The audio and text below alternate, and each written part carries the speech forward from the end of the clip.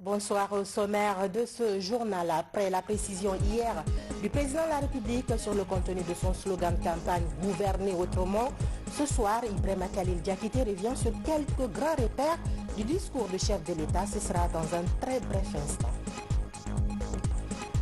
Et puis la journée mondiale de lutte contre les maladies tropicales négligées célébrée en Guinée sous signe de l'élimination de ces pathologies. Des engagements sont pris pour aider et soulager les patients. Enfin, la coopération entre la Guinée et l'AFD se renforce. L'Agence française de développement vient d'accorder un important appui logistique au ministère de la Pêche pour développer la pisciculture. C'est tout pour le sommaire. Bonsoir et bienvenue dans cette grande édition. Le président de la République avait fait la promesse de préciser le contenu de son slogan de campagne « Gouverner autrement ». C'est chose faite depuis hier vendredi. Professeur Alpha Condé a choisi une adresse à la nation pour expliquer sa pensée afin d'obtenir l'adhésion de tous. Ibrahima Khalil Diakité revient sur quelques grands repères du discours du chef de l'État suivi. Dès l'entame, le président de la République fait la mise au point que gouverner autrement doit se comprendre comme une option politique ferme et irréversible. D'où cet exercice de pédagogie pour en expliquer tous les contours et solliciter l'adhésion de tous. On sait à présent que le slogan est une invite à la rupture. Par exemple, pour le choix des hommes et des femmes au poste de responsabilité, il faudra aller bien au-delà des critères de compétence et d'intégrité. Le processus inclura de ce fait un système d'évaluation-sanction. Dans les jours et les semaines et mois à venir, nous devons réussir un sursaut pour notre pays, nous rassembler, nous réinventer pour être plus efficaces et responsables dans toutes nos actions. Nous devons traduire au quotidien, dans tous nos actes et nos comportements, notre volonté de rupture incarnée par notre engagement résolu de gouverner autrement. Il s'agit d'une reconversion de nos mentalités pour le bénéfice de nos populations, pour aussi poser de nouveaux jalons d'une Guinée solidaire, prospère, attrayante, écologique, profondément attachée à l'éthique et à des vertus partagées. C'est dans cet esprit que je tiens à orienter notre pays dans une nouvelle ère d'espérance et de conscience patriotique. Le vaste champ d'application de slogans touche aussi la cohésion sociale, l'unité d'action, la justice sociale, une meilleure redistribution du revenu national, ainsi que la lutte contre les inégalités. Autrement, la gouvernance vertueuse à laquelle appelle le président de la République sera bâtie autour de 4 piliers. La restructuration de l'administration, qui comporte la lutte contre la corruption, les malversations financières et des détournements des deniers publics. La réforme du système judiciaire, la réforme des mécanismes de passation des marchés et contrats publics de l'État, le contrôle et les audits concernant aussi les ressources affectées aux collectivités et communautés à la base, l'amélioration des réseaux routiers, routes urbaines et rurales, la construction d'un chemin de fer, l'amélioration de la qualité de vie dans la zone de Conakry. Cela comprend la création d'une nouvelle cité administrative à Koloma, une campagne nécessaire de salubrité dans la capitale, l'amélioration de la circulation routière, un programme ambitieux de logements sociaux. Les initiatives, programmes en faveur des jeunes et des femmes, et destinées aussi à préserver notre environnement, consistent à la création de 100 000 entreprises pour les jeunes, la création de fonds d'investissement associés de programmes de formation pour les jeunes, la création de fonds de programmes de formation et de bourses scolaires pour les femmes. Au titre des réformes, de nouveaux services verront le jour, d'autres existants seront renforcés dans leur mandat. Un processus de certification est aussi envisagé en faveur des hommes et des femmes qui sont au service du pays. Ce sont là quelques outils de la traque des tares comme la lenteur et la lourdeur dont souffre l'administration publique. Déjà, le professeur Alpha Condé veut s'assurer du soutien des grands commis de l'État. Je recevrai dans les prochaines heures les ministres et leurs collaborateurs, les responsables des différentes régies financières du pays, pour que chacun comprenne bien son rôle, sa place, la charge physique qui lui incombe. Rien ne sera plus comme avant. Je l'ai déjà indiqué à plusieurs reprises et à plusieurs occasions. Chaque agent de l'État et de notre administration, le plus anonyme au plus illustre, du haut cadre au subalterne, doit être à son poste de travail à l'heure, attelé à la tâche jusqu'à la fin de son service, sans se laisser distraire par aucun moyen de divertissement, le temps de laisser aller et laisser faire et de l'oisiveté dans les services publics est révolu.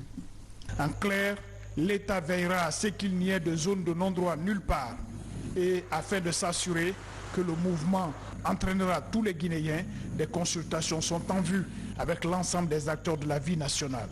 Gouverner autrement est à la fois une méthode, un système, des objectifs clairs et précis, selon le professeur Alpha Condé.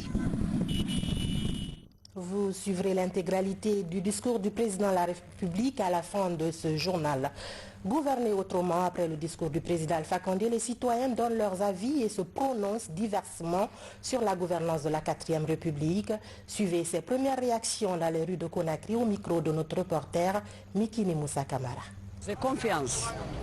Comme il a dit, l'impunité est finie. Peut-être l'impunité est finie parce que c'est lui qui sait. Moi j'ai confiance. C'est un professeur international. S'il a dit ça c'est fini, ça c'est fini. Il a raison. Les cadres doivent être ponctuels. Il a raison. Ils doivent venir à temps, à l'heure. Parce que vous savez, nos cadres d'ici ne partent pas à l'heure au travail. Et ça, c'est pas normal. C'est pas du tout bon pour le pays. Il doit avoir une sanction pour ça. Voilà, il doit prendre des dispositions pour ça. Donner à César ce qui appartient à César. L'homme qu'il faut à la place qu'il faut. Ce qu'il a dit là, c'est effectivement comme ça qu'on doit gouverner. La gabégie, les détournements, la débandade au niveau des services, c'est pas normal, ça ne construit pas un pays. Ça ne nous avance pas. Hein? Mais pourvu que tout est bien dit, pourvu que ce qu'il a dit, les mesures qui sont prises soient respectées. C'est ça l'essentiel. Je suis tout à fait d'accord avec le président. Donc le président c'est quelque chose qui doit, il doit agir. Je le supporte pleinement. Il faut qu'il ait une punition sévère concernant toutes ces personnes qui volent l'argent de l'État. Ça ne se doit pas. Donc je suis tout à fait d'accord avec lui. Pour matérialiser ce slogan « Gouverner autrement », le ministère de la fonction publique a fait une déclaration rendue par le ministre lui-même, Dr Mamadou Ballo. Suivez. Communiquer à l'attention des travailleuses et travailleurs des secteurs publics et parapublics. Suite à l'adresse à la nation du 30 janvier 2021 de son Excellence Monsieur le Président de la République, chef de l'État, le professeur Alpha Condé, je rappelle à l'ensemble des travailleuses et travailleurs des secteurs publics et parapublics les mesures suivantes. 1. L'heure d'ouverture du travail au jour ouvrable est fixée à 8h00. 2. Les visites privées pendant les heures de travail sont interdites.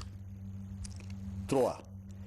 Les installations des chaînes de télévision dans les bureaux sont interdites. Je sais compter sur la collaboration de tous les ministres, gouverneurs, préfets et maires des communes pour le respect scrupuleux de ces mesures. Par ailleurs, lutte contre le Covid-19, une attention particulière est accordée à la prévention en milieu scolaire en Guinée. La NSS et ses partenaires misent sur la sensibilisation. Une campagne de prévention est prévue pour quelques 30 lycées de Conakry avec l'appui de l'ambassade des États-Unis d'Amérique. Mamadi Tarnaka Misoko, reportage. L'épreuve de Covid-19 à laquelle le pays fait face depuis le 12 mars 2020 n'a pas épargné les élèves et les étudiants. 17 d'entre eux ont contracté la maladie selon les chiffres officiels. Avec la reprise des cours, doublé du relâchement dans l'application des gestes barrières, le risque d'infection est important dans les concessions scolaires. Pour y faire face, Santé Plus, l'ambassade des États-Unis et le ministère de la Santé, à travers l'Agence nationale de sécurité sanitaire, mutualisent les efforts. Qu'est-ce qu'il faut faire pour éviter la Covid? Donc c'est dans ce cadre que nous avons utilisé cette approche de péréducation, utiliser les enfants pour parler aux enfants afin d'augmenter le niveau d'information. Nos élèves, nous ne voulons plus être victimes d'un état d'urgence sanitaire provoquant l'arrêt des cours. Mieux vaut prévenir que guérir, comme le dit l'adage. Soyons stricts avec les mesures barrières et nous vaincrons Covid-19. 60 pères éducateurs seront déployés dans 30 grands lycées de Conakry. Dans le but de faciliter la compréhension des messages véhiculés, des élèves formés à cet effet porteront la voix des autorités sanitaires. Il s'agit de faire en sorte que ces élèves réussissent la mission pour laquelle on les a choisis. Donc nous estimons qu'avec l'implication des élèves qui vont parler entre eux et dans les différentes familles, nous réussirons à revenir à ces mesures barrières qui aujourd'hui constituent le seul moyen de prévention efficace contre la Covid-19. Le Covid circule toujours dans le pays. Avec la survenue de nouveaux variants dans certains pays à travers le monde, les autorités et les partenaires de la riposte préconisent davantage le respect des mesures sanitaires dans le pays. Je vous le disais dans les titres, la journée mondiale des maladies tropicales négligées a été célébrée par l'humanité en Guinée. Des engagements sont pris pour aider les patients souffrant de ces pathologies à guérir. Tierno Maroufba, Ibrahima Sori Kamara. C'est une célébration qui tient toutes ses promesses. La journée mondiale des maladies tropicales négligées est une occasion de passer en revue les avancées enregistrées dans la lutte contre ces pathologies identifiées dans les 38 districts sanitaires du pays, soit une maladie par district. Des statistiques qui font que ces maladies sont désormais considérées comme une priorité dans le document de politique du ministère de la Santé. Vous avez deux groupes de maladies tropicales négligées. Il y a un groupe dont le traitement est la chimiothérapie préventive. C'est avec ce groupe qu'on mène les campagnes de distribution de masse. Il y a un second groupe à prise en charge de cas. Il s'agit de la lèpre, de l'ulcère de Buruli et de la trypanosomiase africaine humaine. En célébrant cette journée, les personnes vivantes avec les maladies dites négligées sont en première ligne. Dans le lot des patients, Lansine Kaba, il souffre de l'onchocercose depuis son enfance. Presque je suis né avec la maladie là. Bon, et à l'air là, je suis en train de fréquenter à l'hôpital pour m'y traiter quoi. Quand même, je remercie les bons dieux, il y a du mieux. Les maladies tropicales négligées affectent 1,5 million de personnes, dont 40% vivent en Afrique. Elles touchent les populations les plus pauvres et les plus vulnérables qui vivent dans les zones reculées du continent. En Guinée, les maladies tropicales négligées sont co-endémiques, pratiquement dans toutes les régions. Et elles constituent un lourd fardeau pour les populations. À ce jour, ce sont essentiellement 8 maladies tropicales négligées MTN qui sont identifiées dans le pays et qui constituent un réel problème de santé publique. En marge de la célébration de cette journée, le programme national de lutte contre les maladies tropicales négligées offre des vivres et des non-vivres à plusieurs patients du pays. Sur un tout autre plan, le chef de file de l'opposition a bouclé la première phase de sa tournée de prise de contact avec les structures publiques. Une tournée qui a permis à l'âge Mamadou Sylla de présenter sa nouvelle vision du combat politique avec pour priorité la consolidation de la paix. Bernard Tonguino, Mamadou Saléouba. De tournée et de prise de contact du chef de file de l'opposition avec les institutions républicaines et les formations politiques. Partout, l'honorable Mamadou Sylla a présenté sa nouvelle vision du combat politique. Un combat désormais axé sur l'observation, la critique de l'action gouvernementale et la proposition. On sera une opposition de proposition, c'est-à-dire on dénonce, on propose, et voilà. Parce que tu ne peux pas dénoncer seulement, tu ne peux pas seulement marcher, descendre dans la rue, puis faire descendre la population dans la rue, et puis même casser de peu qu'on a. Il faut maintenant, il faut qu'on sensibilise maintenant, il faut qu'on s'assoie, on discute, on s'entend. Les différentes institutions et formations politiques visitées ont exprimé à leur tour le souhait de voir l'opposition guinéenne œuvrer désormais pour garantir à la fois la démocratie et la paix sociale. C'est la première fois qu'un chef de file de l'opposition, après son installation, qu'il prenne le temps d'aller rendre visite au siège des partis politiques. C'est une excellente idée que nous saluons avec beaucoup de satisfaction. Nous partageons les mêmes valeurs, nous partageons les mêmes idées politiques. Et il faut mettre la Guinée à l'avant de toutes choses. L'intérêt guinéen d'abord, l'intérêt du peuple. Nous n'avons plus besoin aujourd'hui de se radicaliser. Il faut essayer de relaxer les choses, proposer un dialogue pour que nous puissions développer ce pays-là. Au cours de cette conférence de presse, l'opposant fait le bilan à mi-parcours de sa tournée. Au total, 7 institutions républicaines et 9 partis politiques ont été contactés par le chef de file de l'opposition. Des opérations de déguerpissement sont en cours à Kaloum. Lancée samedi, elles consistent à dégager tous les encombrants physiques installés le long des artères principales. Le ministère de la Ville et de l'Aménagement du Territoire et le gouvernorat de Conakry pilotent cette action. Moussa Bangoura, Ousmane Kamara.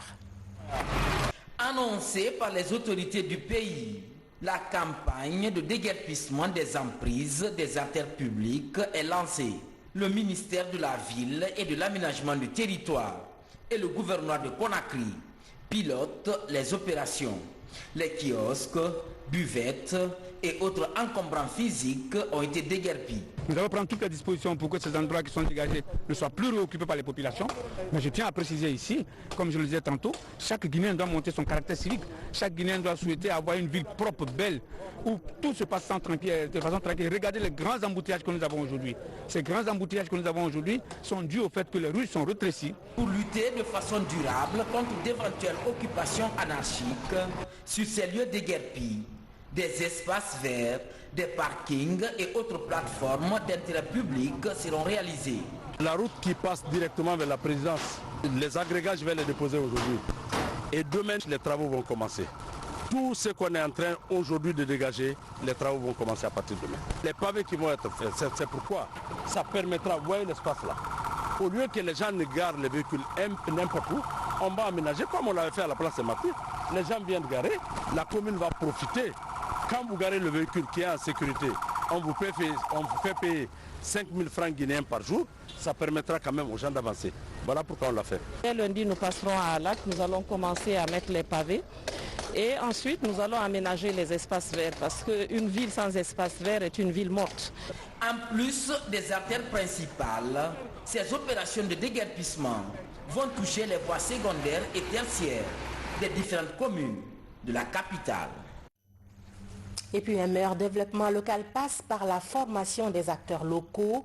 À Mamon, 90 cadres et élus des régions de la Basse et de la Moyenne Guinée sont en formation financée par l'ANAFIC et mise en œuvre par le centre de Sérédou. Cette formation porte sur la communication au service du développement. Mamadou Paté-Baldé.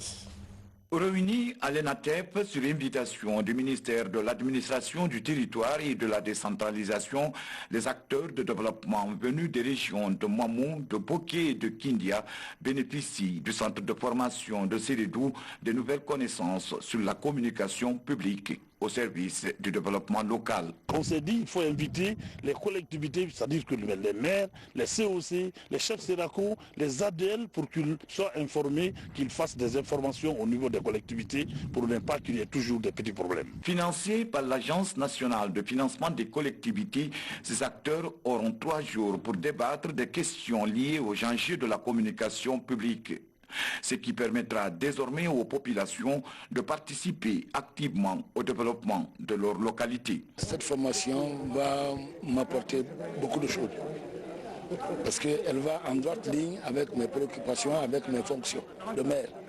Parce qu'il s'agit en fait d'assurer le développement de ma localité. Et pour atteindre ce développement, il faut de la communication, il faut partager toutes les idées avec la population. Le développement des collectivités locales passe nécessairement par la formation des cadres et les élus locaux chargés de la gestion de ces collectivités. Cette initiative du gouvernement vise à accompagner les collectivités à la base, à promouvoir la communication comme moyen d'instauration d'un climat de confiance entre gouvernants et gouvernés. C'est une chance pour notre pays de voir ici un grand nombre de maires ou un grand nombre de responsables d'élus à la base venir pour une telle formation. Après cette formation, ces acteurs seront déployés dans les différentes collectivités de leur ressort pour assurer la formation des cadres et élus en vue d'asseoir un climat de paix, de stabilité et de renforcer la redevabilité au niveau local. L'équipement des centres d'autonomisation féminine de Kindia, Mamo et Pita est une autre action de développement local sur le terrain, un geste de Enabel qui appuie le gouvernement guinéen dans son ambition de gagner le pari de l'entrepreneuriat féminin à travers la formation des jeunes filles. Mamadou Saliouba. L'autonomisation des femmes fait du chemin en Guinée. Dans la cité des Agrumes, le centre de formation en entrepreneuriat féminin est doté d'équipements modernes. Sur place, plus de 50 jeunes filles apprennent des métiers comme la couture, la teinture ou encore la saponification. La formation est soutenue par l'agence belge de développement Enabel. Enabel a voulu par ce volet accompagner les femmes guinéennes, surtout celles qui se trouvent sur l'As Conakry, Kindia, Mamou, pour qu'elles deviennent des femmes leaders, des femmes de pouvoir, des femmes qui se prennent en charge, qui contribuent au développement de leur nation. À l'image de Kindia, les centres d'autonomisation féminine de Mamou et Pita bénéficient également des équipements pour la formation en couture, en saponification et en teinture. Dans les trois villes, environ 90 jeunes filles sont outillées en entrepreneuriat féminin. Ces filles ont été réparties en groupements d'intérêt économique et elles ont été réinstallées dans les quartiers de Pita, de Mamou et de Kindia. On s'est déplacé, on nous a cherché des locaux, là où elles vont rester et travailler. Et dans ce travail aussi, on ne va pas les lâcher. Chaque 2 semaines, c'est pour aller pour la supervision, voir comment ça évolue. À Kindia, Pita et Mamou, plusieurs jeunes filles en fin de formation ont reçu d'équipements pour leur insertion socio-professionnelle. Un appui de l'agence belge de développement en faveur de l'autonomisation des femmes. L'Agence française de développement aussi appuie le gouvernement dans la réalisation de plusieurs projets. Elle vient de fournir des véhicules, des motos et autres outils informatiques au ministère de la Pêche. L'objectif est précis, promouvoir la pisciculture en Guinée. Tcherno Younoussaba. De nombreux projets de développement sont lancés en Guinée. Déjà, plus de 3000 pisciculteurs bénéficient du financement pour le développement de la filière. Le projet touche 332 localités du pays. Il s'agit de contribuer à la réduction de la pauvreté à travers l'amélioration de la sécurité alimentaire et nutritionnelle. C'est une initiative qui est notamment portée par l'Agence nationale de l'aquaculture qui a pu bénéficier de financements conséquents afin de pouvoir aider toutes les populations guinéennes à avoir accès à un poisson de qualité afin de les soutenir dans leur activité quotidienne. Depuis 2019, l'AFD apporte ses appuis au ministère de la Pêche et de l'économie maritime. Avec cet autre geste logistique composé de plusieurs véhicules, des motos et autres outils informatiques, l'Agence française de développement au renforcement de la capacité opérationnelle des acteurs de la filière pisciculture en Guinée. Nous avons signé en 2018 une convention de financement avec l'AFD pour mettre en place des structures qui va aider plutôt les pisciculteurs de la Guinée. Et quand on parle de pisciculteurs, il y a au moins 3000 pisciculteurs qui sont répartis sur 332 localités. Le soutien logistique que ça peut faire pour ce projet, mais je vous dirais que c'est un appui qui va renforcer nos capacités opérationnelles sur le terrain. Et le projet emploie déjà près de 80 personnes en direct. Donc c'est un grand projet qui couvre toute la Guinée.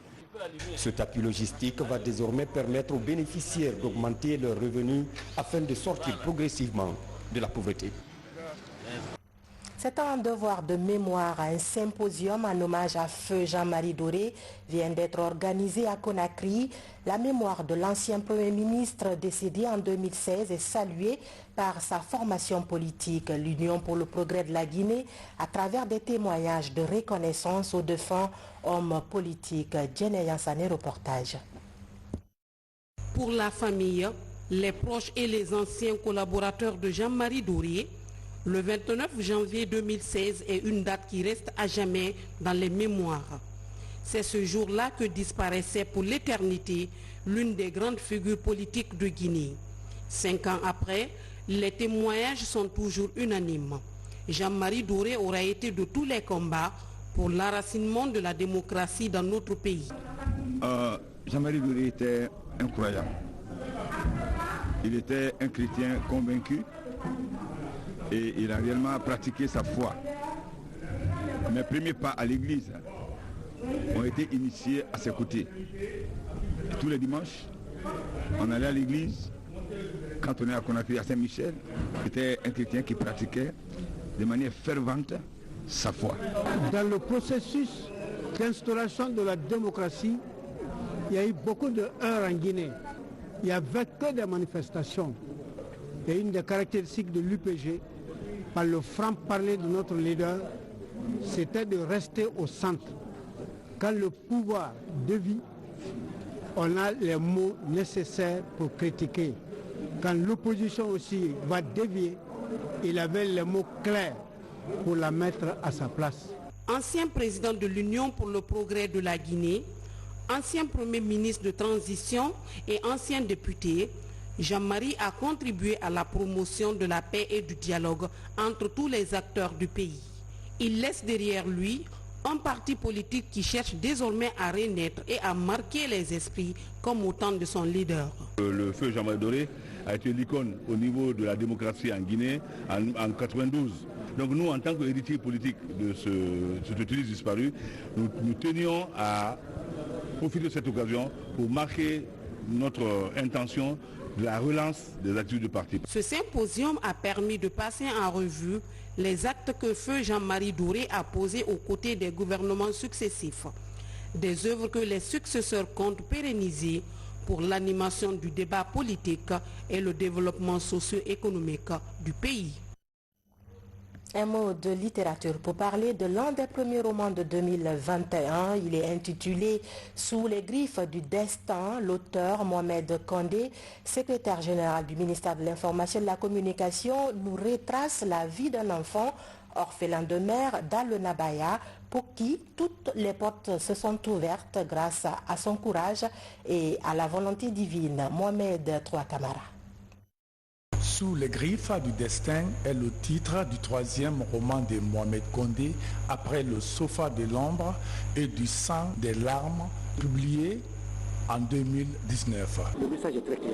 Je suis touché par le fait que les jeunes, les générations montantes, dans leur écrasante majorité, et ces jeunes cherchent le bien-être matériel.